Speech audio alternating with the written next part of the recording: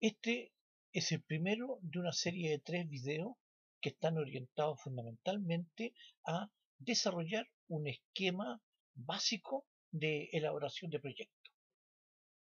Lo primero que quisiera dejar sentado es las posibles fuentes que originan un proyecto, entre muchas.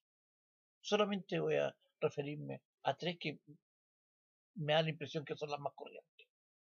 Una es cuando alguien o una institución encarga la elaboración de un proyecto para solucionar o enfrentar una situación determinada. Luego, otra que tiene que ver cuando surge de la discusión entre profesionales o de la conversación entre personas que descubren problemáticas determinadas o un problema determinado que debe ser superado. Y una tercera, entre muchas, como he dicho, podría ser cuando uno, como profesional, entra en contacto con una realidad determinada y entonces descubre allí un problema que debe ser solucionado o debe ser superado. Y por lo tanto entonces resolver esta emergencia de problema que ha surgido. Sea cual sea la fuente que da origen a un problema o a un proyecto, debemos considerar algunos elementos. Manejar la información básica que requiere la elaboración del proyecto y que sean pertinentes al problema, la posibilidad de ejecutarlo, el tipo de población posible y a quién dirijo el proyecto. Para lo cual, entonces, debo realizar un pequeño diagnóstico que, dependiendo de la problemática, dependiendo de la profundidad del proyecto, etcétera, este diagnóstico, ¿no es cierto?, podrá ser más o menos complejo. Pero fundamentalmente, este diagnóstico tiene que responder a la pregunta de ¿cuál es el problema? ¿Y qué es lo que lo origina?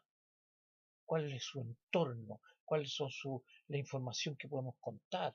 ¿Cuáles son los datos que nos entrega la realidad? Y que nos explica o nos identifica el problema. Por lo tanto, otra pregunta que surge a partir de esto, ¿en qué consiste el problema? ¿A quiénes afecta este problema?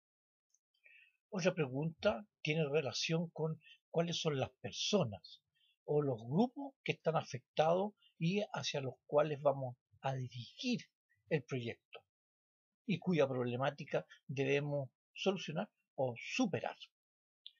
Junto con ello, con toda esta información recabada, nosotros podemos también determinar cuáles pueden ser las fortalezas y cuáles pueden ser las debilidades de la situación que se desea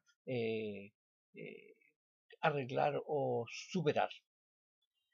Por lo tanto, entonces, las recomendaciones que podríamos dar con respecto a, a este punto de desarrollo del proyecto, podríamos decir que hay que seleccionar una idea o una situación de problema específico.